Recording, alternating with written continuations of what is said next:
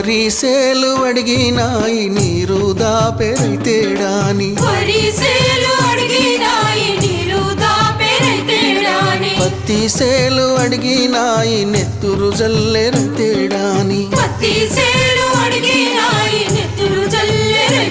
అవి పట్టుకొని ఏడుస్తున్నాయో తుల్లి తుల్లి ఏడుస్తున్నాయో